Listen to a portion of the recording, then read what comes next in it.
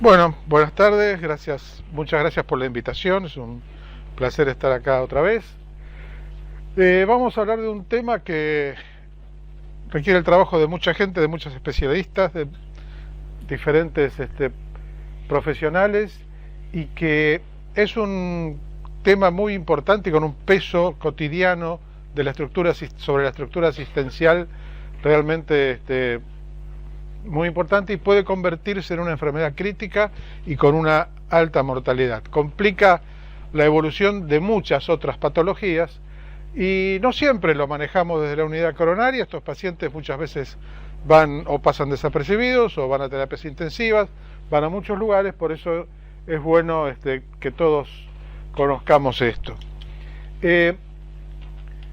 Es un tema importante, ¿no es cierto? Se calcula la incidencia en más de 100 casos por 100.000 personas por año, entre los 40 y 49 años un poco menos, pero bastante más frecuente en la edad más avanzada. Y lo importante es que muchas veces el diagnóstico pasa desapercibido, es decir, o ni siquiera se piensa o no se realizaron los estudios necesarios. Y es una patología de una mortalidad elevada, alrededor de un 15% dentro de los primeros 3 meses. No se sabe exactamente porque hay muchos que no se diagnostican, y aproximadamente un tercio de los pacientes, entre un cuarto y un tercio de los pacientes, no recibe un tratamiento correcto. En la Clínica Mayo, la frecuencia, el hallazgo de enfermedad tromboembólica, que es así como tromboembolismo venoso o enfermedad tromboembólica, es alrededor del 4% del global de autopsia. Analizando esos pacientes a los cuales les encontraron embolia de pulmón, independientemente de que fuera la causa de muerte o no, vieron que el 88% tenía factor de riesgo para presentarla. Solamente el 46% había recibido una profilaxis de la misma en forma adecuada, 60% habían tenido disnea y algunos habían tenido otros síntomas menos específicos. Se había sospechado clínicamente solo en el 50% y se había llegado a un diagnóstico en el 30% y se habían empezado los estudios en el 20%. O sea, esto nos muestra que realmente es una enfermedad como que va más rápido que nosotros, ¿no es cierto? La incidencia, si uno la calcula por 100.000 admisiones, tiene esta curva relacionada con la edad de los pacientes. Como ustedes ven, a partir de la quinta, sexta década de la vida se hace mucho más frecuente. Esto es importante porque, como todos sabemos y todos vivimos diariamente, la edad promedio de los pacientes que tratamos en los servicios de internación ha aumentado enormemente.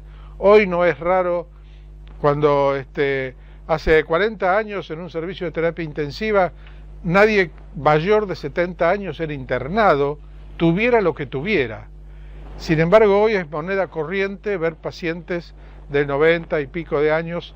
El otro día hicimos un posoperatorio de cadera, que por suerte anduvo muy bien, que la mandaron a la unidad coronaria porque la señora tenía 106 años. Sí, pasó por la unidad coronaria un día y se fue a su casa. Se fue a la sala, mejor dicho. Entonces, esta mayor frecuencia en las edades avanzadas es muy importante tenerla en cuenta. Para llegar a tromboembolismo de pulmón tienen que pasar varias cosas, una enfermedad tromboembólica. Una de ellas es que haya alguna alteración congénita o adquirida desde el punto de vista de la coagulación, y se han descrito muchos estados de hipercoagulabilidad. Esto seguramente un hematólogo lo describiría mucho mejor que yo, pero sabemos la mutación del factor 5, la resistencia a la proteína C y los temas con estas dos proteínas, la C y la S, que también dan algún tipo de problema. Y también se jerarquiza bastante el tema del anticuerpo antifosfolípido, sobre todo en pacientes que tienen muchos episodios trombóticos. Ustedes saben, más frecuente en las mujeres que han tenido abortos a repetición, episodios trombóticos arteriales y venosos, uno sospecha esto. Lo que pasa es que el paciente que se presenta en forma aguda, realmente no nos ponemos a pensar en todo esto, sino que simplemente lo tratamos. Y después, como el paciente va a seguir anticoagulado, es muy difícil hacer un estudio correcto de todos estos factores. Así que muchas veces esto no se investiga. Aparte no son tan frecuentes, en algunas estadísticas solamente entre un cuarto y un tercio pueden tener una resistencia a la proteína C activada, y el resto, el 14% anticuerpos antifosfolipídicos, y el resto es mucho menos frecuente en pacientes que tienen, por ejemplo, trombosis venosa profunda, que se engloba la enfermedad, digamos, la trombosis venosa profunda y la embolia de pulmón son distintas manifestaciones de realidad de la misma enfermedad, ¿no es cierto? Ahora, a todo esto que traen los pacientes, hay que agregarle algo más, generalmente, para que el tromboembolismo venoso suceda.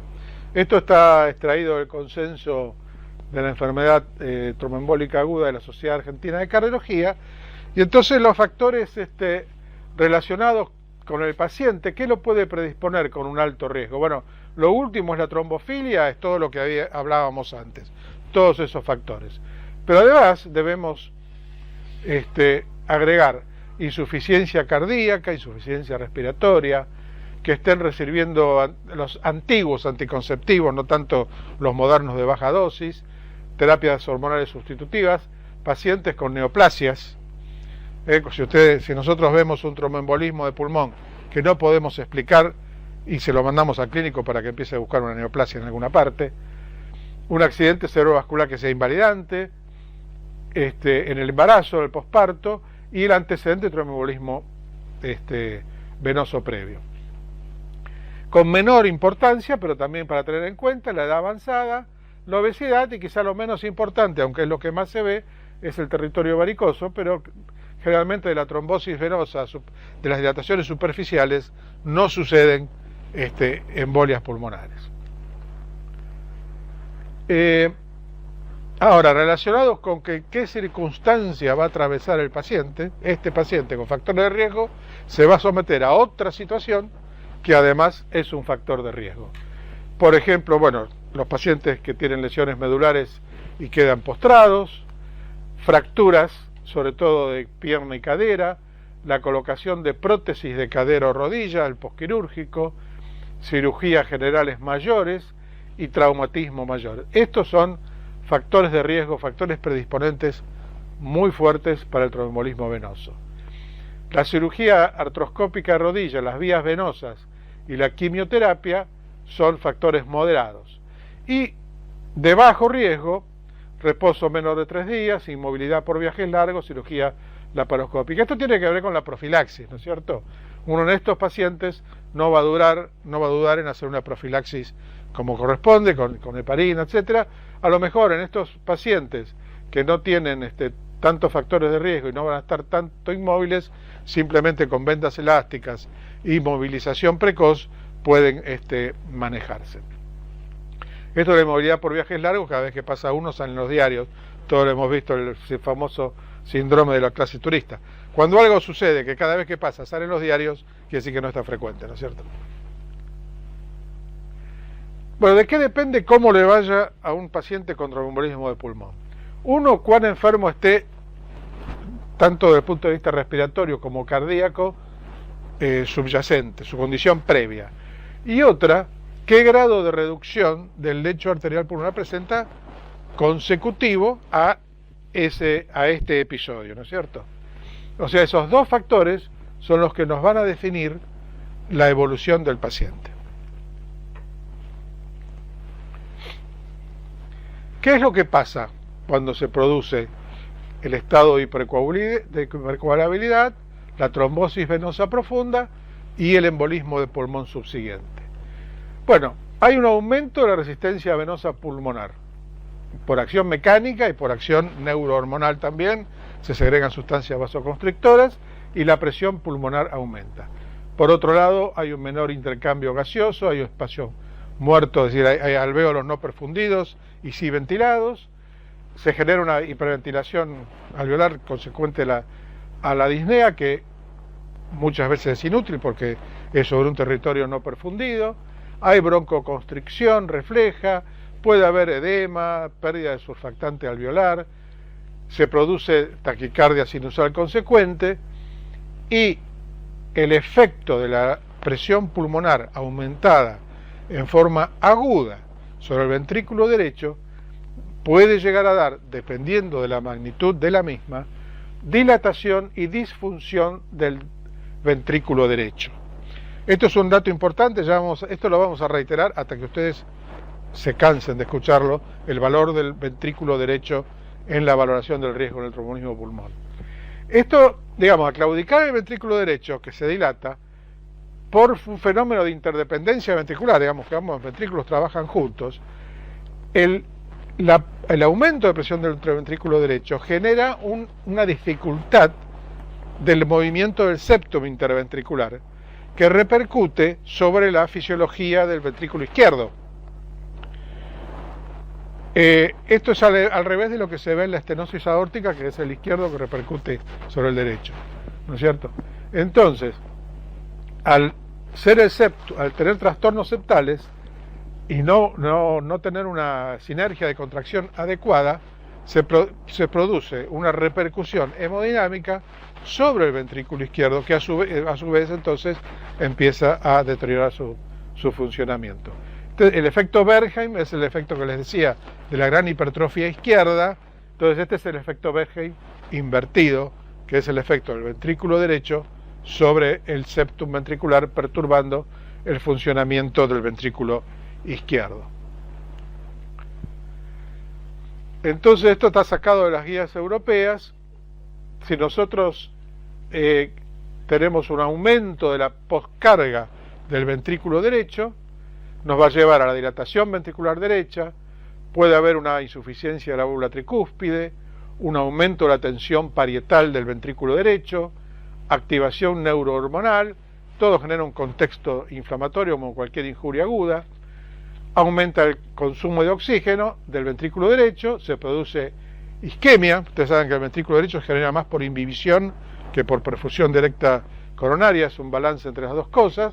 Ese aumento de tensión parietal disminuye la irrigación del músculo cardíaco del ventrículo derecho, por lo tanto disminuye su contractilidad y cae el ventrículo, el volumen minuto del ventrículo derecho, y por consiguiente cae la precarga del ventrículo izquierdo y el paciente entra en bajo volumen minuto ya del ventrículo izquierdo, sumado a lo que decíamos antes de la interdependencia ventricular. Esto hace caer la presión arterial, la perfusión coronaria, el transporte de oxígeno, y esto vuelve a iniciar el círculo. Y esto lleva al shock cardiogénico. Entonces, esa es la secuencia hemodinámica que lleva al deterioro en el tromboembolismo pulmonar.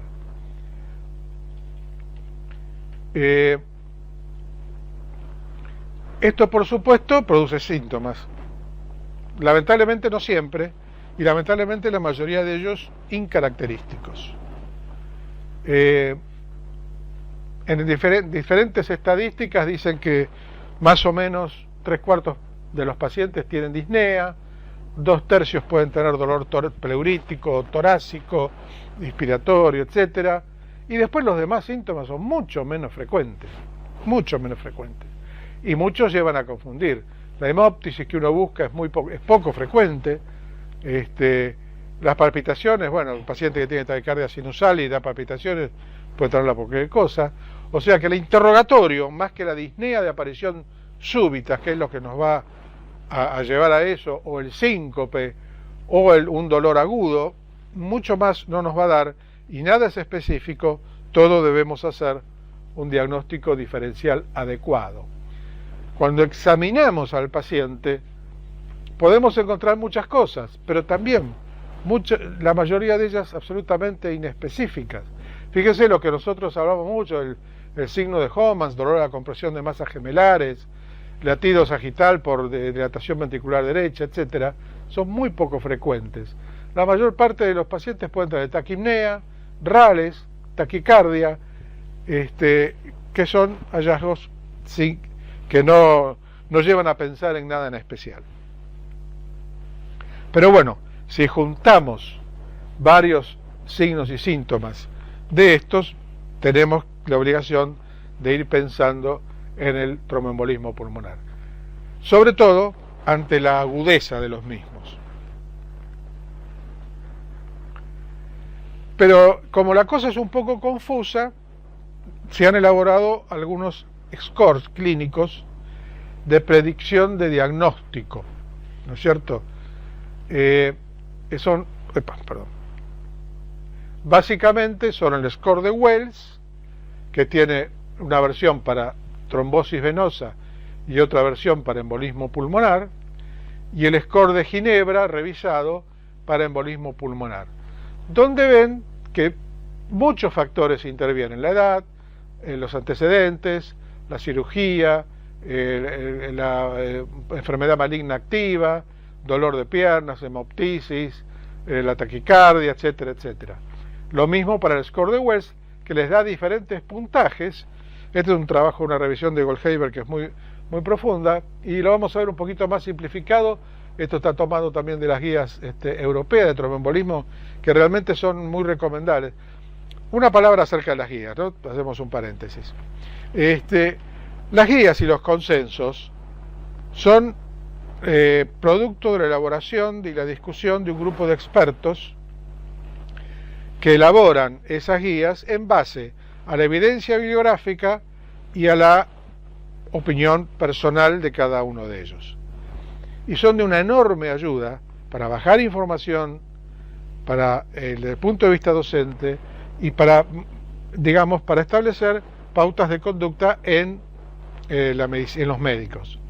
Pero no son la Biblia, no son una ley, no es que hay que obedecerlas ciegamente, son pautas de manejo que están consensuadas por mucha gente, pero los que hemos trabajado en guías y consensos sabemos que muchas veces las posiciones a las cuales se llegan son producto de la discusión y del acercamiento de posiciones que podían ser diferentes. Entonces, en medicina nunca nos apeguemos a cosas dogmáticas y rígidas, ¿no es cierto? Las guías son de una enorme ayuda, pero son nada más que eso, una ayuda para guiarnos. Y quizá el profesional que más valor tiene es aquel que sabe exactamente cuándo las tiene que aplicar y cuándo tiene que hacer una excepción, ¿no es cierto? Bueno, entonces, para predecir embolismo pulmonar, esto realmente se usa, el score de Wells, donde, como decíamos, los antecedentes, la taquicardia, la cirugía o inmovilización, hemoptisis, cáncer y signos clínicos de trombosis venosa profunda, que tiene una versión original y una versión simplificada. La simplificada es mucho más fácil, porque si ustedes suman de 0 a 1 punto, es muy difícil que tenga embolia pulmonar. Si suman más de 2 puntos, es probable que tenga embolia pulmonar. Con la versión original tiene 3 escalas con probabilidad baja, intermedia y alta. Esto estamos hablando nada más que de probabilidad clínica, ¿no? Antes de hacer nada con el paciente. Y el score de Ginebra, que está en su versión moderna, también más o menos toma los mismos elementos y también los cataloga en 3 grados de probabilidad o 2 grados de probabilidad, según cada uno opte por manejarlo. Pero son scores de predicción, scores que nos ayudan a hacer el diagnóstico. Pero hay muchos diagnósticos diferenciales: el infarto de miocardio, la neumonía, la miocardiopatía, la hipertensión pulmonar crónica con episodios de reagudización, la insuficiencia cardíaca, el asma bronquial, pericarditis, cáncer, etc. Y último, para los que manejan internación, la presencia en un posoperatorio, en un paciente con una internación médica prolongada, la presencia de una bacteriemia súbita en las unidades de terapia intensiva, muchas veces es indistinguible de un tromboembolismo pulmonar. Los eventos coronarios, hace una semana, esto es un caso real, paciente de 60 y pico de años, mujer, internada en el piso, en el posoperatorio, día +2 de reemplazo de cadera. Episodio de disnea súbita, con inversión de las ondas T en toda la cara anterior, sube a unidad diabética. sube a unidad coronaria con el diagnóstico presuntivo de tromboembolismo pulmonar. Ligeramente hipotensa, la verdad era para pensarlo. Empezamos a reinterrogar, centellograma de pulmón, después lo vamos a ver, negativo, le hicimos una coronografía, tenía tronco y 3 vasos. O sea, era un evento coronario que se había manifestado nada más que por disnea en el posoperatorio de una cirugía de cadera, en lo cual uno ya espera que tenga el cartel que diga embolia de pulmón, ¿no es cierto? O sea, así que siempre pensemos en hacer un diagnóstico diferencial. En los marcadores bioquímicos, el dímero D es importante, ¿no es cierto? El producto de degradación de fibrinogenio, pero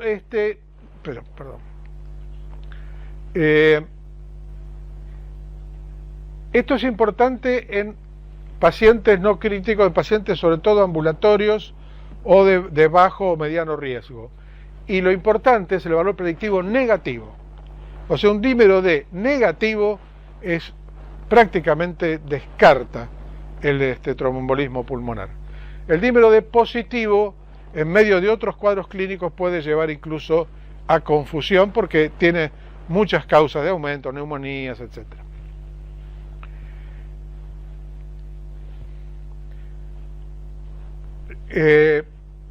Entonces dijimos, de laboratorio lo más importante el dímero D, lo demás es todo muy, muy inespecífico. Ya enzimas prácticamente no se usa pedir, etc. Métodos complementarios. Electrocardiograma. ¿Qué puede pasar en el electrocardiograma? Bloqueo de rama derecha, aparición de ondas S, ondas Q en cara inferior, inversión de la onda T, como decíamos recién. Esta es la patente más característica, S1 Q3 T3, que es específica pero está muy poco frecuente. Y el signo más frecuente es la taquicardia sinusal, un desplazamiento del eje de ocurrencia, y lo que es importante es la comparación con electros previos. Acá tenemos el caso de un paciente que se interna con un cuadro clínico compatible y teníamos este electrocardiograma donde lo que se ve es una taquicardia sinusal de 150 latidos por minuto y un bloqueo de rama derecha completo. Se desconocían electrocardiogramas previos. Bueno, el paciente por otros métodos se diagnostica que era una embolia de pulmón grave, se le hace tratamiento fibrinolítico, como después vamos a ver, y el paciente revierte su bloqueo de rama derecha, o sea que disminuyó la presión pulmonar y la presión del ventrículo derecho, y queda con esta patente de isquemia de la cara anterior, que también siendo de B1 B4, también es representativa del ventrículo derecho, en este caso, porque con la dilatación se sufre una pequeña rotación y la onda T en las derivaciones precordiales derechas están mirando justamente el ventrículo derecho. Entonces la variación del electro, cuando uno la puede comprobar, es algo muy importante. La radiología es poco específica también. Ante todo puede tener placa normal. El paciente con tromboembolismo pulmonar puede tener una placa normal tranquilamente. Puede haber disminución del flujo en algún segmento, en algún pulmón, que uno pueda verla, infiltrados, tipo infarto de pulmón, con base periférica y vértice central, y signos inespecíficos, como derrame pleural, atelectasia, etc.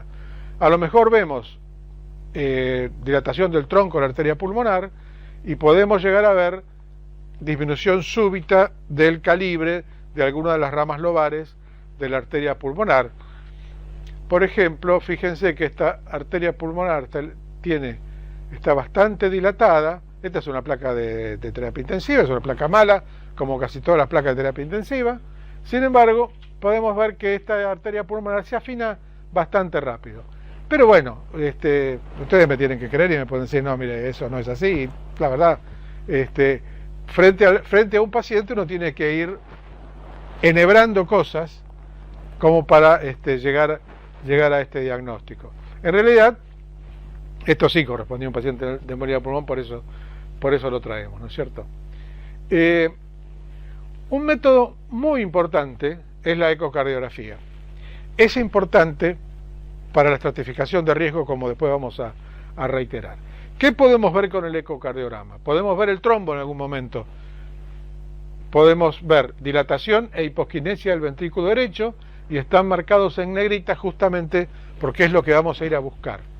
Podemos ver movilidad normal del septum, por lo que contábamos antes, regurgitación tricuspidia, la arteria pulmonar dilatada y una ausencia del colapso inspiratorio de la cava inferior por aumento de la presión intracavitaria derecha. Habrá algunos ejemplos donde se ve, esto es de una ilustración de un texto, donde se ve un trombo en la arteria pulmonar, en la arteria pulmonar derecha, esta es la izquierda, este es el tronco. Este es un ejemplo real, donde se ven trombos en las arterias pulmonares. Por supuesto, si uno lo ve en movimiento es mucho más demostrativo. Y esto que tiene su esquemita abajo, que lo que se ve es una gran dilatación del ventrículo derecho con un abombamiento del septum hacia la cavidad ventricular izquierda, que fíjense, no hace falta ir al dibujo, acá se ve perfectamente bien, fíjense cómo está achicada y como limitada por el desplazamiento del septum interventricular. Entonces el ecocardiograma tiene una importancia trascendental en la estratificación de riesgo, porque cuanto más grave es el embolismo de pulmón, más repercute sobre el ventrículo derecho. El centellograma de ventilación-perfusión, método que en realidad se está usando cada vez menos y ha sido reemplazado por la tomografía, como vamos a ver, pero todavía en muchos lugares se usa, nosotros a veces lo usamos, donde la interpretación tiene que ser condicionada siempre a la clínica. Y la interpretación puede ser un centellograma de alta probabilidad, de probabilidad intermedia, de baja probabilidad o normal. Y es importante hacer la distinción, porque no es lo mismo normal que baja probabilidad. Nosotros a veces recibimos un informe y decimos, bueno, es de baja probabilidad. Muy bien, pero no es normal. Normal es otra cosa. Fíjense que la probabilidad intermedia corresponde a una probabilidad real de que el paciente tenga un tromboembolismo pulmonar entre el 20 y el 80%. Es un rango bastante amplio. Entonces, esto tiene que ser correlacionado con la clínica. Cuando la probabilidad clínica, también, según los scores que vimos, puede ser alta, mediana o baja, y si uno la correlaciona con el centellograma, uno ve, por ejemplo, que frente a una alta probabilidad clínica, un centellograma intermedio, 2 de cada 3 van a tener una embolia de pulmón. Y con un centellograma de baja probabilidad y una alta probabilidad clínica, casi la mitad va a tener realmente una embolia de pulmón. En cambio, el centellograma normal, no, es mucho menos. Entonces, por eso es importante hacer la diferenciación entre centellograma de baja probabilidad y normal. En cambio, si la probabilidad clínica es baja y la probabilidad centellográfica es baja, entonces sí, ahí tenemos una incidencia real muy baja. Entonces, cuando recibimos un centellograma de pulmón, pensémoslo siempre en este contexto. Y sí, la tomografía computada helicoidal, donde se puede hacer con el protocolo que es debido, con los cortes, etcétera, con una sensibilidad y especificidad variable, es lo más eficaz, sobre todo para ver embolias centrales. No siempre descarta, una negativa no descarta absolutamente un TEP pequeño, pero sí nos descarta un TEP significativo. Es el método de elección ideal para confirmar el diagnóstico de tromboembolia de pulmón. Esto, según el consenso, es clase 1, nivel de evidencia A, o sea, basado en grandes estudios randomizados.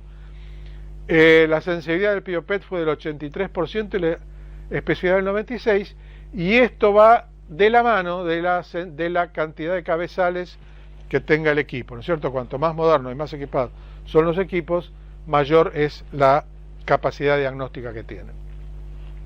Acá vemos un ejemplo donde se ve claramente el trombo dentro de la rama pulmonar. Otro ejemplo con imágenes de falta de relleno múltiples, a este nivel, y donde también parece afinarse bruscamente el calibre de la arteria pulmonar. Otro ejemplo también con un trombo alargado y también un afinamiento y amputación de la arteria. Esto uno lo tiene que ver en muchos planos porque puede ser que se esté desplazando para abajo. Entonces da una gran información. Entonces, ¿qué lugar le queda a la angiografía invasiva?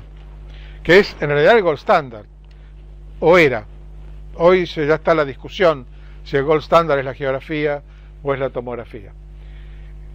Pero bueno, acá decimos que es un método invasivo y patrón para el diagnóstico y confirmación. ¿Cuándo lo hacemos? Cuando el paciente tiene alta probabilidad de TEP, es una situación clínica de riesgo y tenemos pruebas no invasivas que son muy dudosas.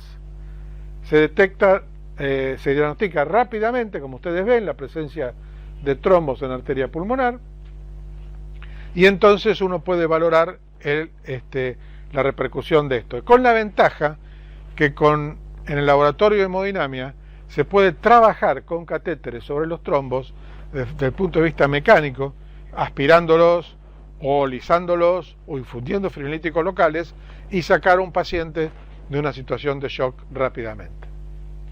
Este es un caso nuestro donde se ve una arteriografía pulmonar del lado izquierdo, normal, y en el lado derecho sí, un gran trombo prácticamente oclusivo, con llenado muy pobre de las ramas pulmonares. Ahora, ¿qué métodos sirven? Volvemos a los no invasivos, ¿no es cierto? ¿Qué métodos sirven y qué métodos no sirven?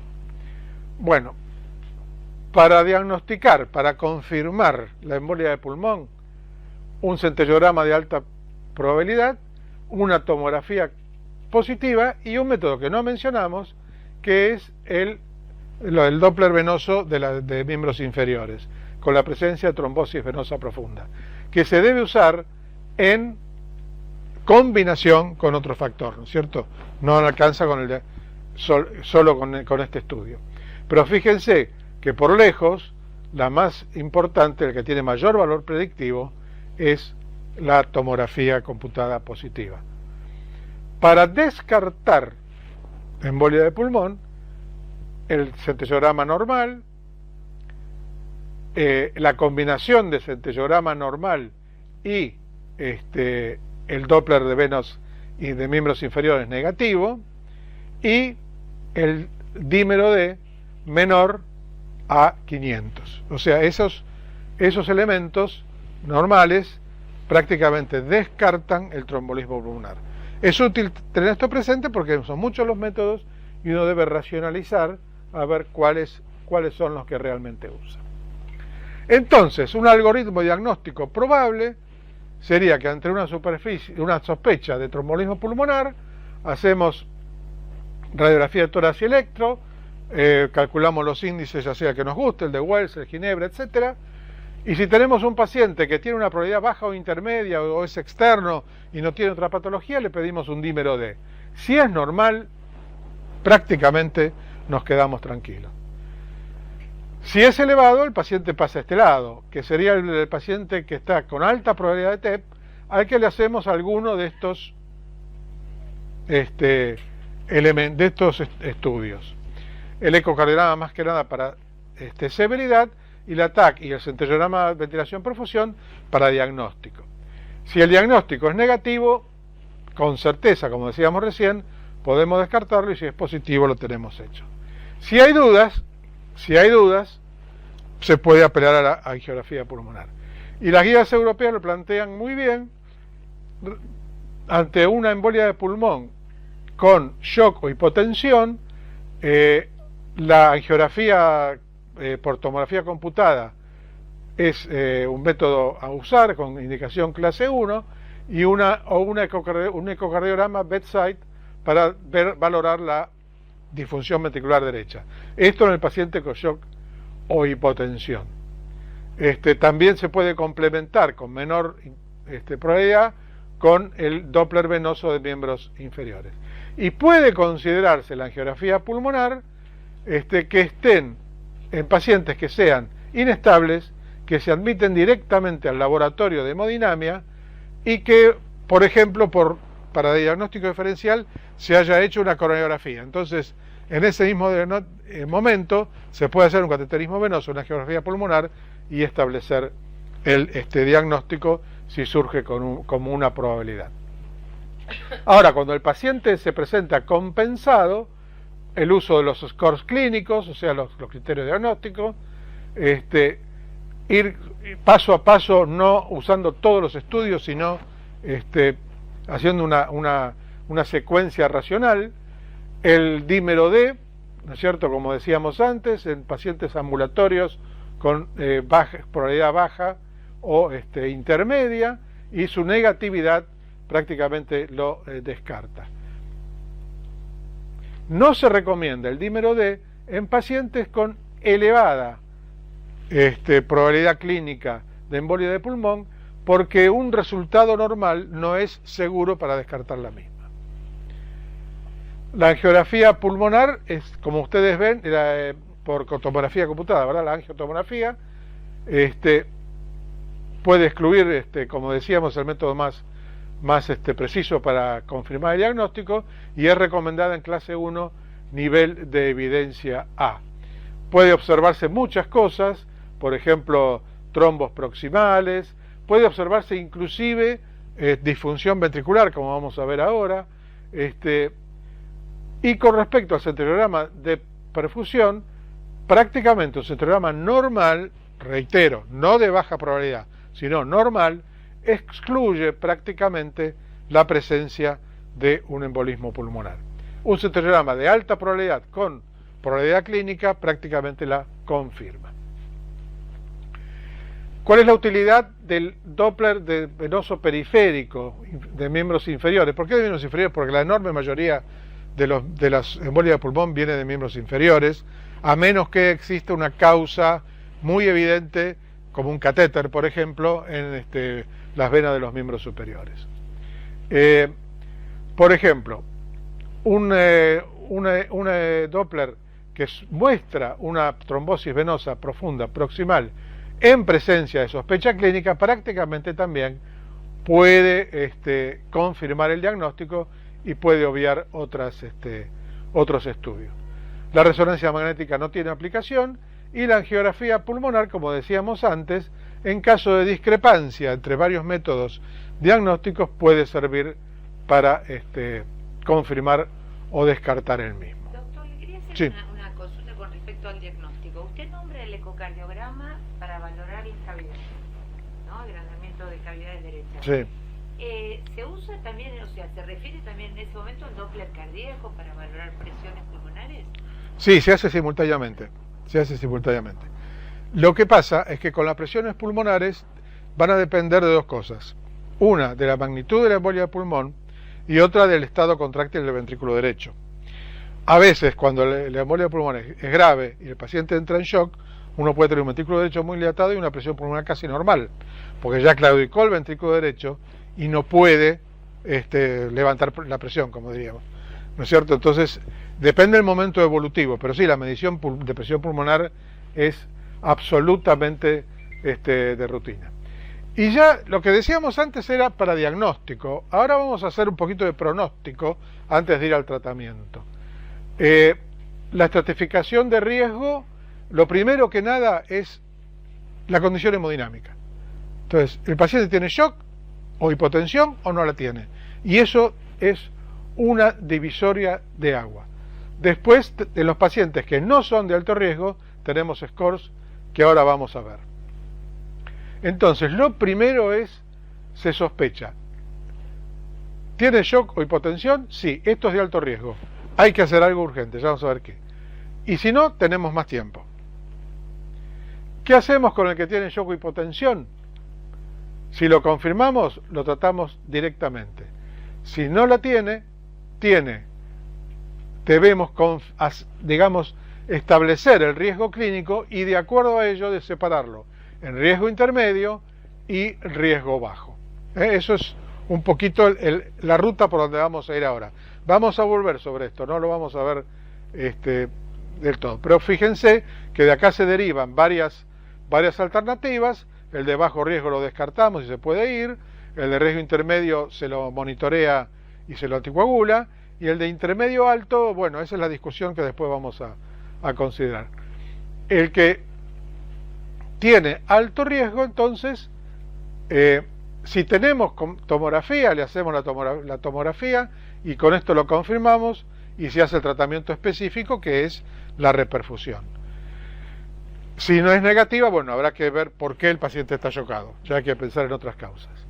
Si no tenemos una disponibilidad inmediata de la tomografía, lo que ahí el ecocardiograma tiene un valor importantísimo, porque si bien no nos hace el diagnóstico etiológico del shock, pero sí nos ve la repercusión sobre el ventrículo derecho.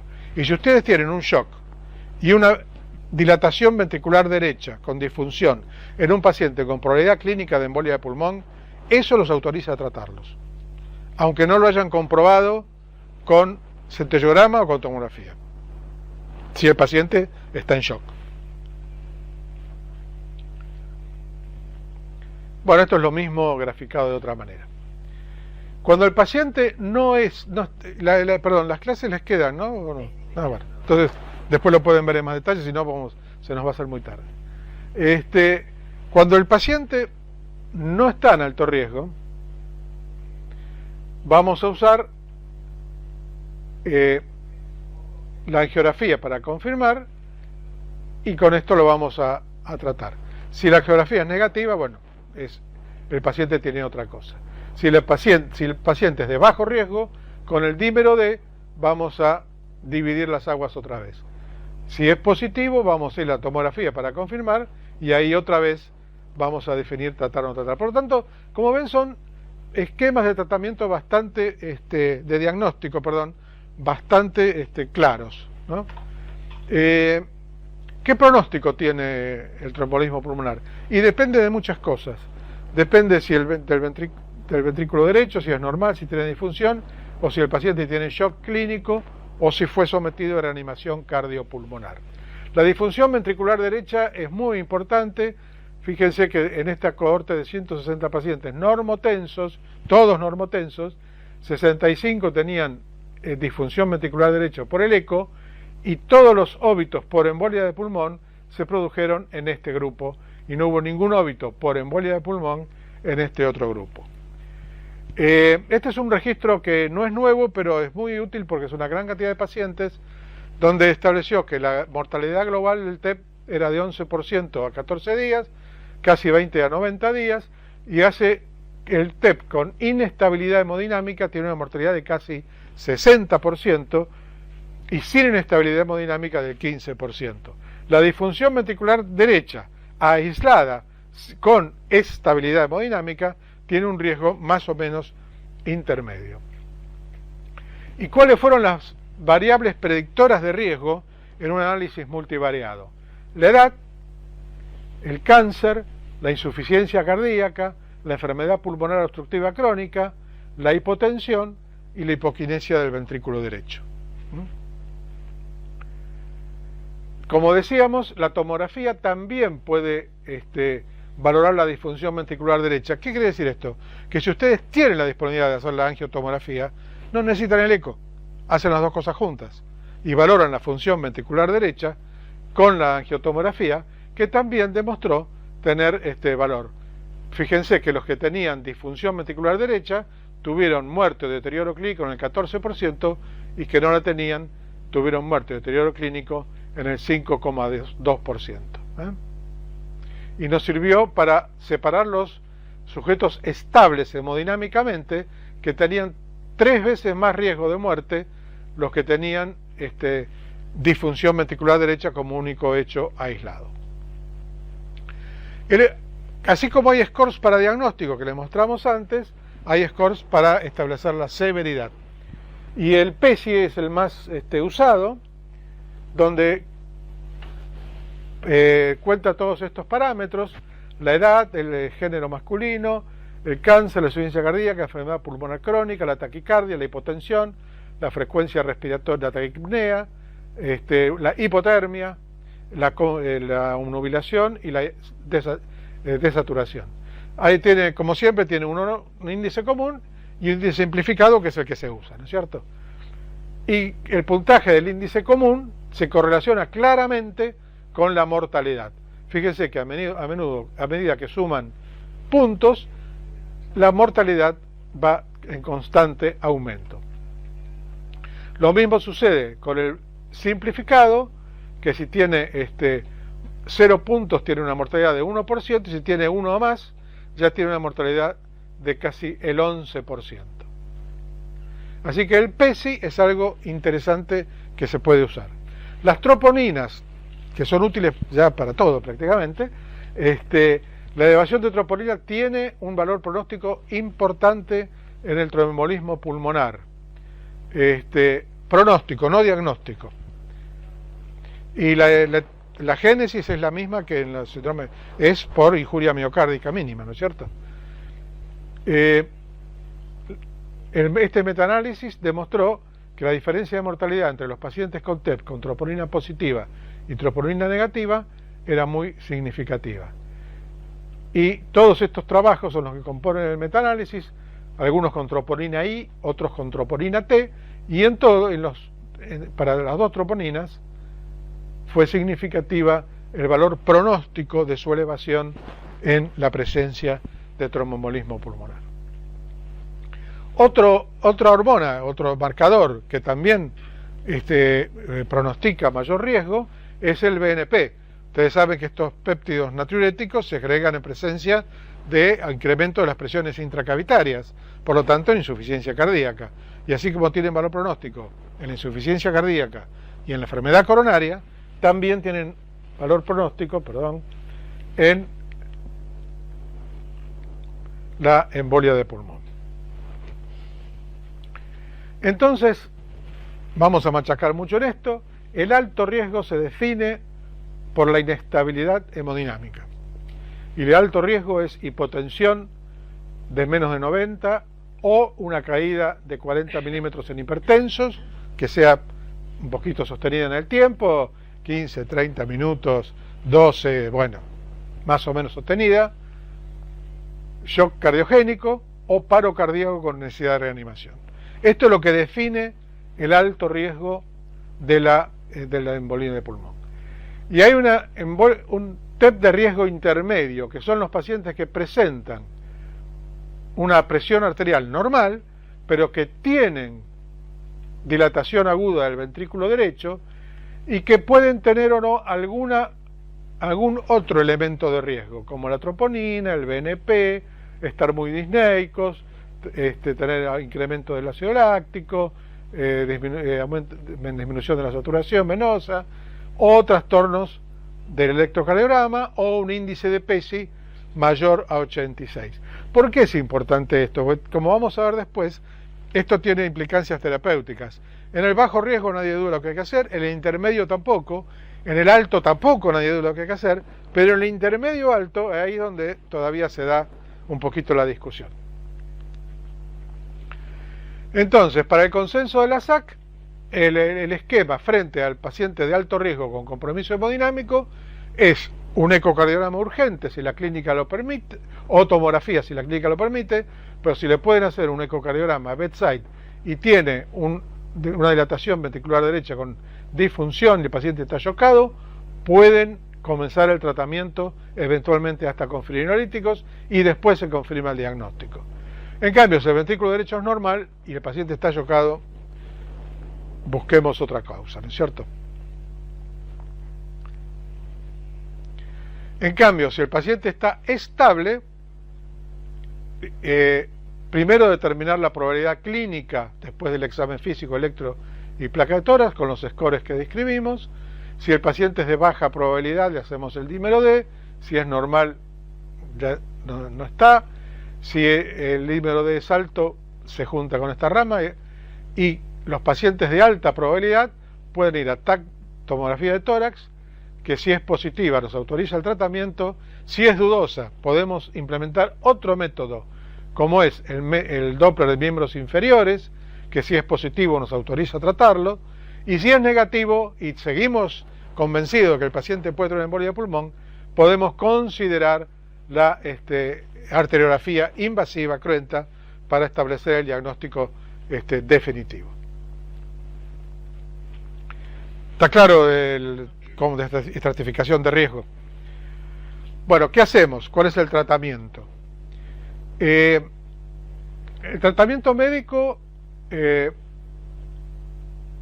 básicamente está destinado en la mayor parte de los pacientes a evitar el segundo episodio. Cuando vamos a ir a tratar este episodio es porque la situación clínica es grave. Ahora, después lo vamos a ver. Entonces, el tratamiento es, por un lado, anticoagulación o trombolisis, y por otro lado, bueno, el soporte inotrópico, que es igual al que todos ustedes conocen. Tenemos disposición tratamiento intervencionista por cateterismo, que puede ser con aspiración del trombo, fragmentación, instilación de trombolíticos locales. Últimamente ha aparecido la trombolisis con cateterismo con ultrasonido local, con onda de choque, de ejemplo parecido a la lithotricia, donde se hace una descarga a nivel del trombo y lo fragmenta. Quirúrgico, que tiene dos aspectos. Uno, la embolectomía, que es una intervención en agudo, que es en pleno episodio de trombolismo pulmonar con elevada repercusión hemodinámica, poner al paciente en circulación extracorpórea, hacer una esternotomía mediana y extraer los trombos de la arteria pulmonar.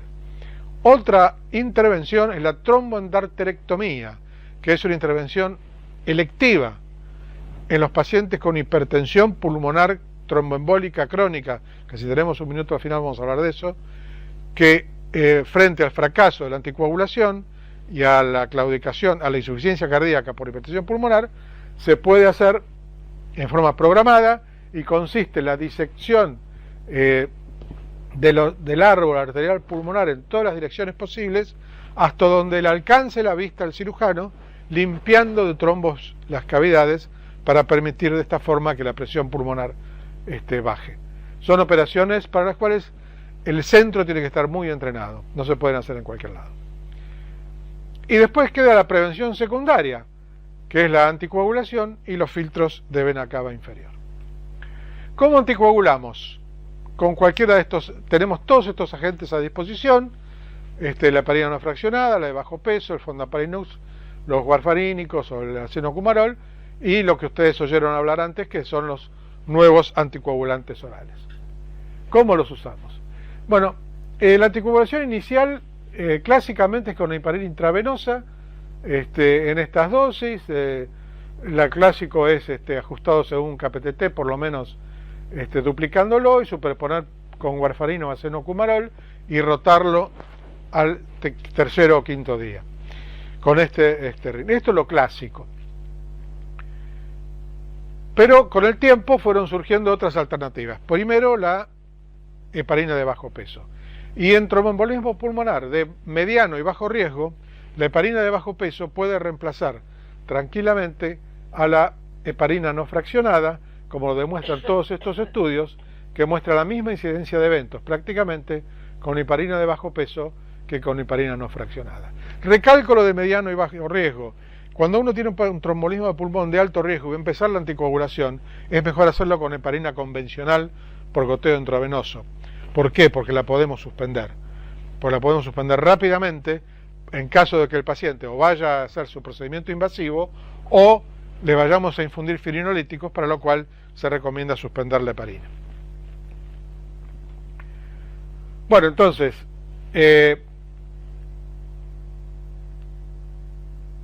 los pacientes de alto riesgo, inicio de anticoagulación, y se recomienda la terapia trombolítica en clase 1B. Ahora vamos a volver.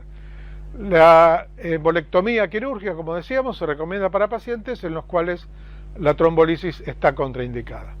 Y también, como método alternativo, tratamiento directo percutáneo con catéteres. Sobre el trombolítico vamos a volver después especialmente. La anticoagulación parenteral, bueno, se recomienda iniciarla sin demora. En los pacientes sin shock o hipotensión se puede usar heparina de bajo peso o fondaparinux en la fase aguda y comenzar en paralelo con un antagonista de la vitamina K, como puede ser acenocumarol.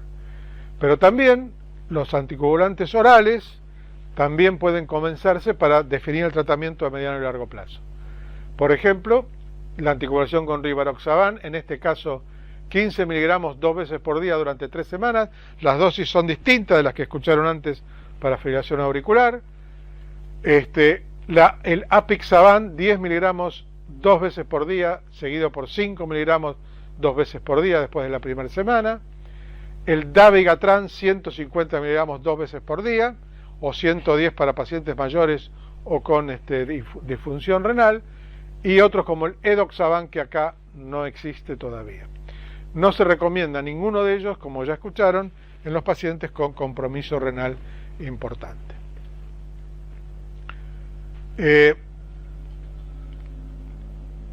La reperfusión con trombolíticos está contraindicada en el tratamiento del tromboembolismo pulmonar de bajo riesgo. No se debe hacer, no ayuda. De bajo riesgo o de riesgo intermedio, digamos.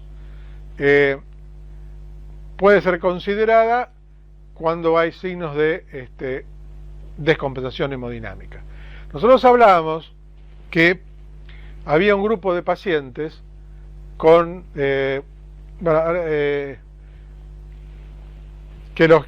decíamos que podían ser de riesgo bajo, de riesgo intermedio, de riesgo alto, y que dentro del intermedio dividíamos dos grupos. El riesgo intermedio alto, uno tiene dos opciones: puede hacer trombolíticos o puede hacer un monitoreo muy cercano del paciente y usar el trombolítico en caso de evidencia de descompensación hemodinámica. Está comprobado que esta última estrategia es más segura y es eficiente, como después vamos a ver. Por eso en la guía se dan esa diferenciación.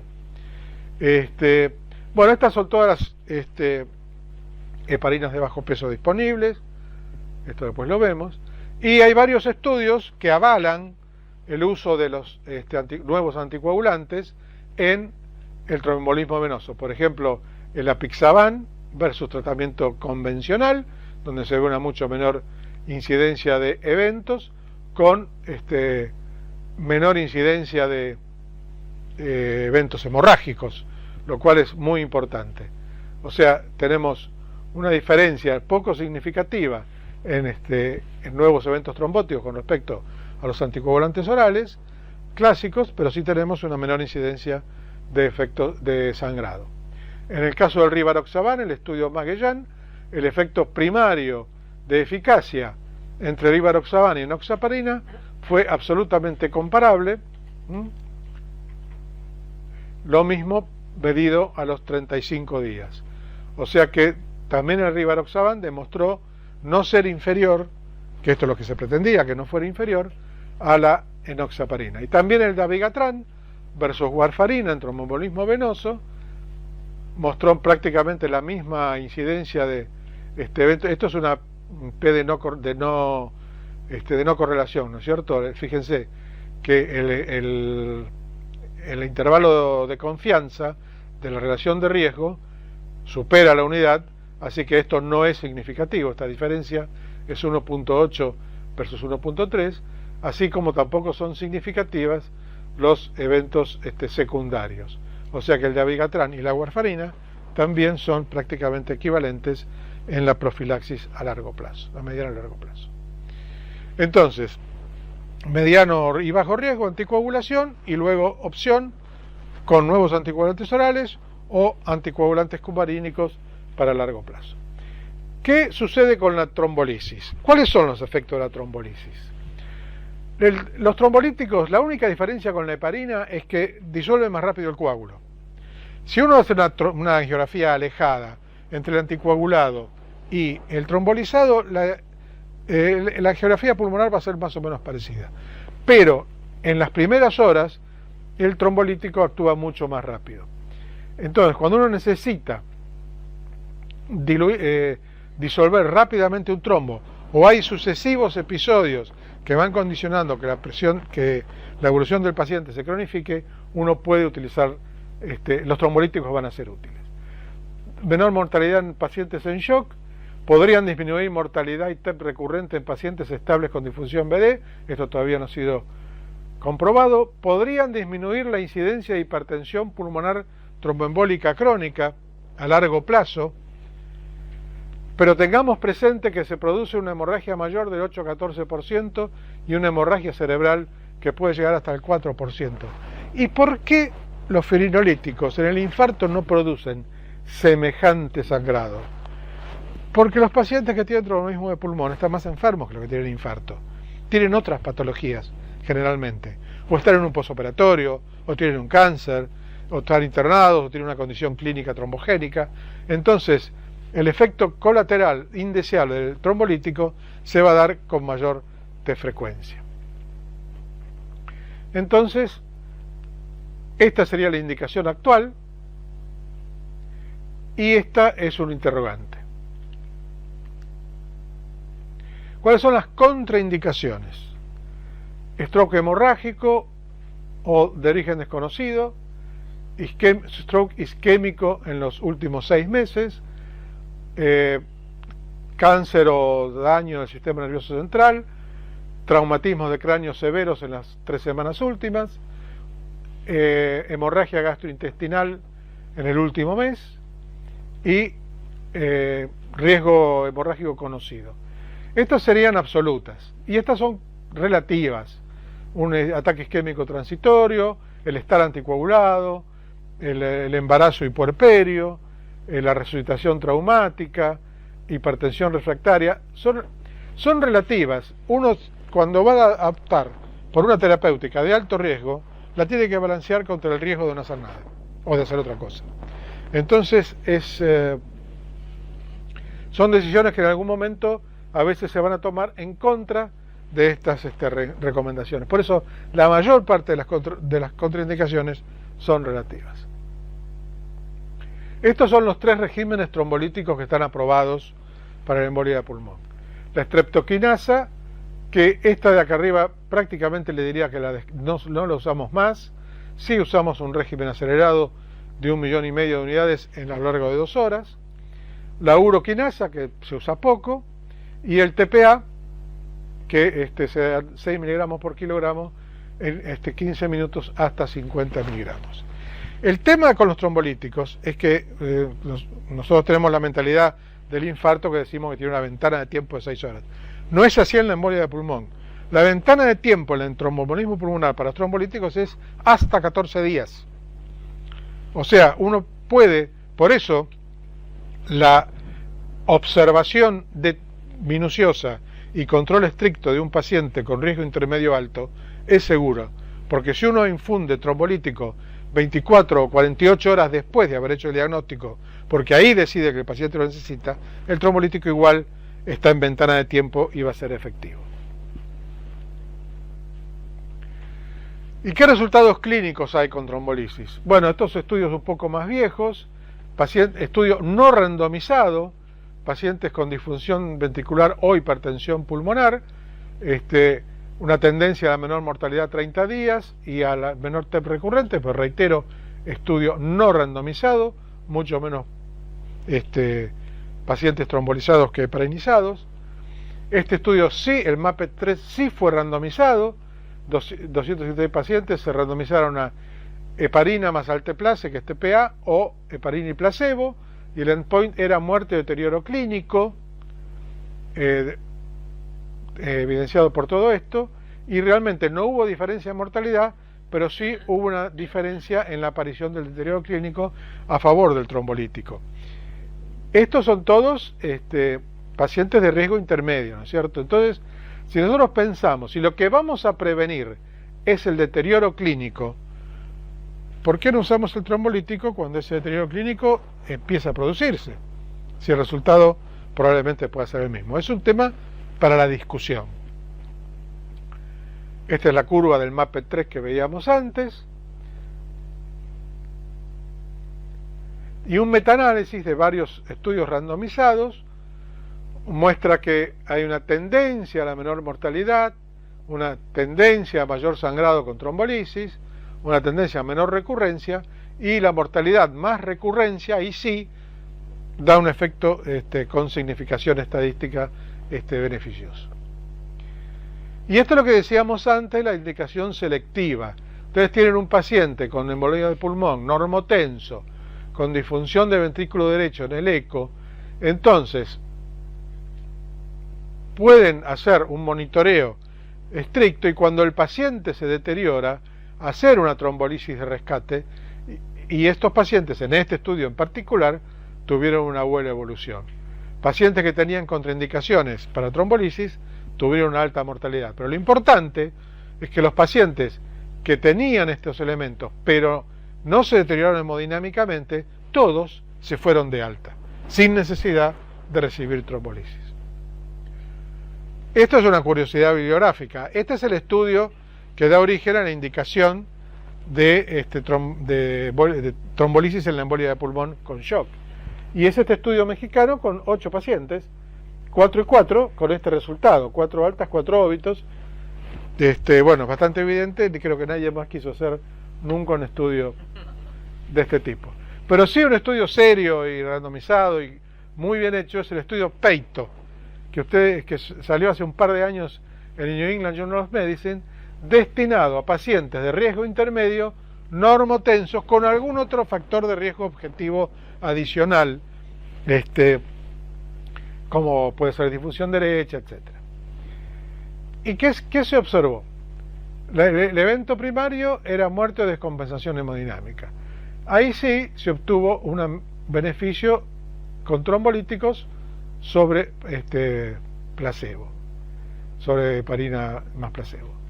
Pero fíjense que la mortalidad fue la misma y nuevamente lo que se previno fue el deterioro hemodinámico, ¿no es cierto?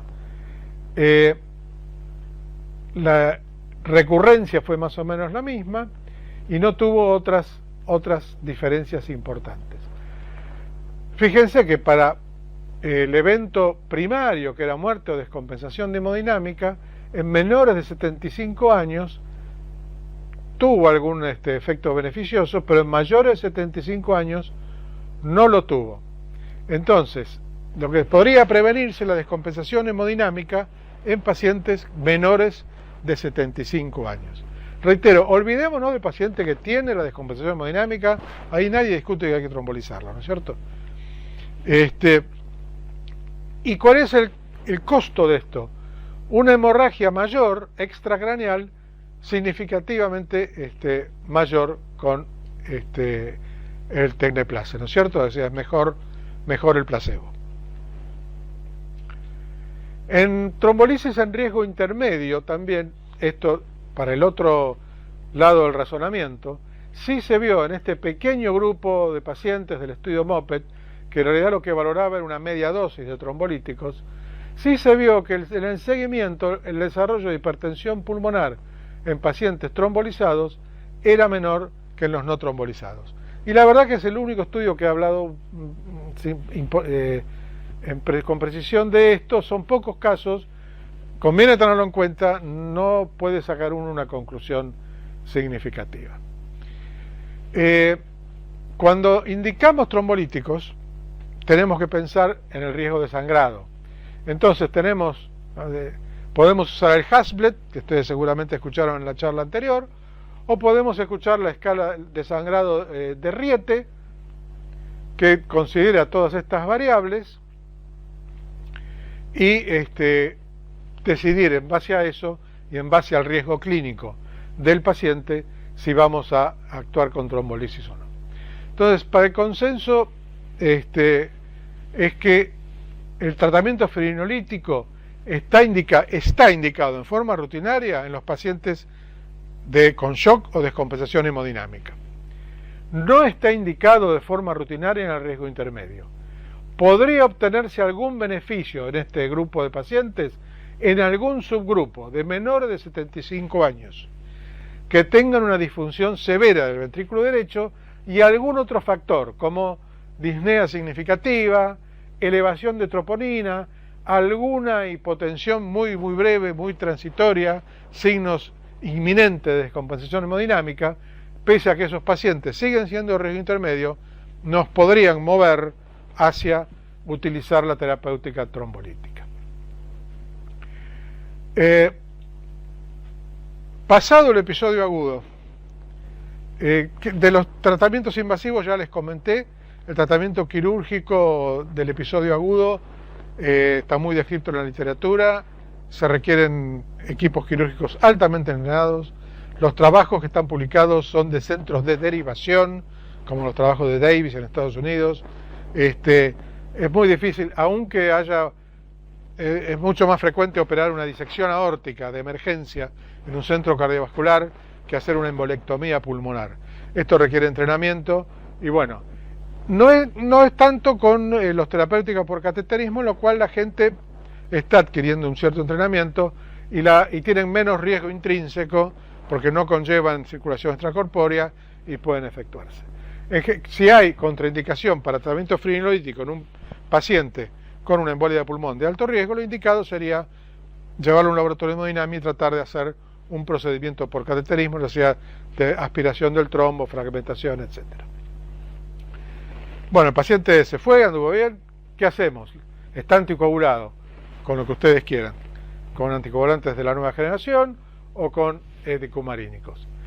¿Y qué hacemos? Bueno, ¿cuánto tiempo? Y esto parecería que cuanto más mejor, pero bueno, las reglas dicen que el primer episodio o algún episodio que está vinculado al factor reversible, con 3 meses es suficiente si el factor reversible desapareció. Por ejemplo, una fractura. Y un examen del sitio originario cuidadoso. Si es un primer episodio no provocado, idiopático, por lo menos 3 meses. Y al terminar los 3 meses, ver el riesgo de seguir un tratamiento más prolongado. Si este riesgo no existe, seguir con un tratamiento prolongado y evaluar periódicamente. Si el tratamiento, si hay TBP recurrente, también largo tiempo puede querer decir hasta indefinido. Y si es secundario a cáncer, también indefinido, de preferible por lo menos 6 meses con heparina de bajo peso parenteral, subcutánea.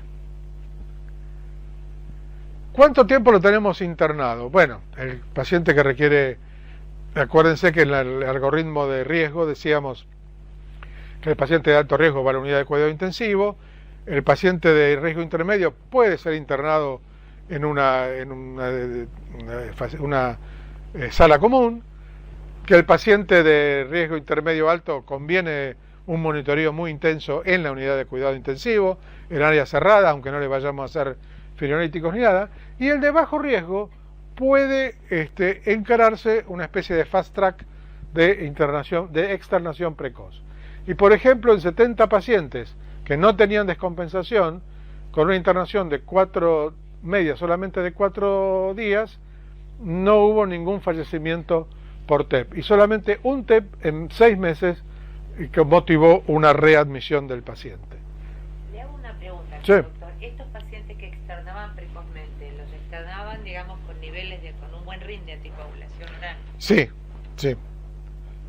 Digamos, por ahí lo que Claro. define es eso, ¿no? Sí, o con la indicación de hacer heparina de bajo peso ambulatoria hasta que se alcanzara un nivel de anticoagulación lógico.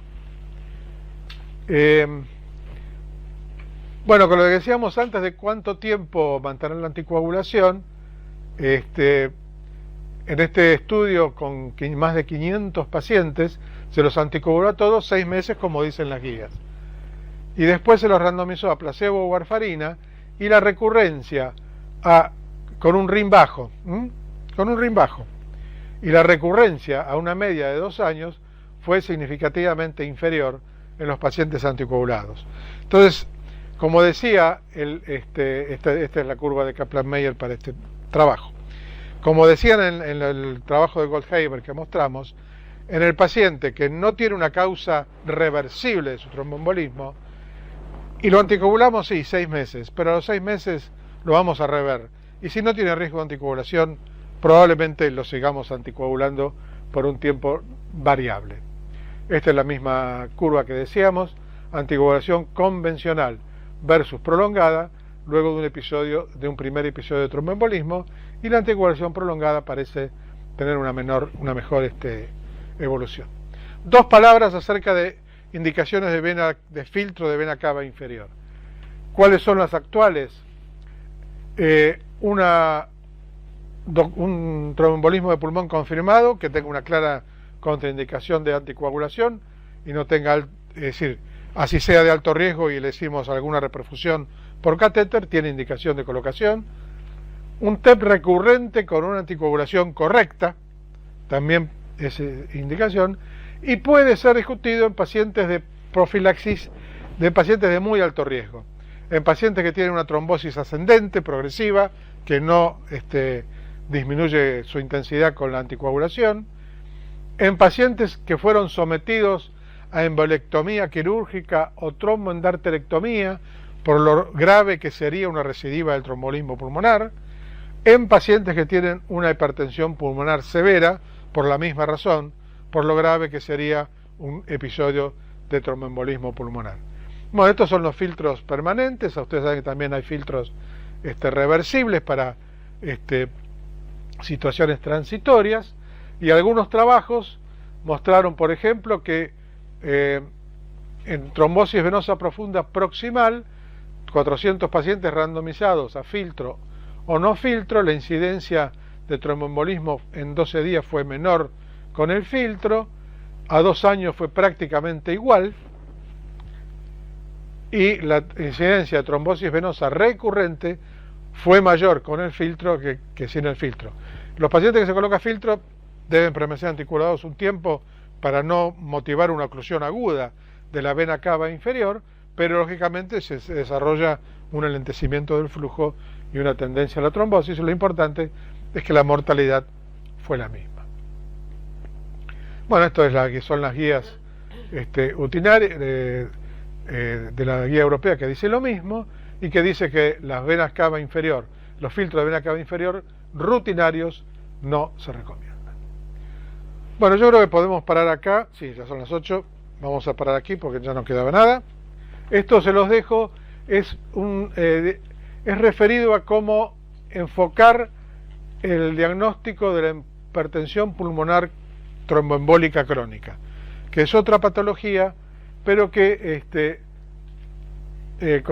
con esta secuencia de datos uno puede ir armando el diagnóstico y, bueno, indicar anticoagulación o indicar la tromboendarterectomía que la habíamos comentado previamente, y también esa indicación de puede llegar a ser indicación de trasplante pulmonar. Pero bueno, les dejo el gráfico, no es una entidad frecuente, y en honor al tiempo, que ya estamos pasados 3 minutos. Muchísimas gracias. Bueno,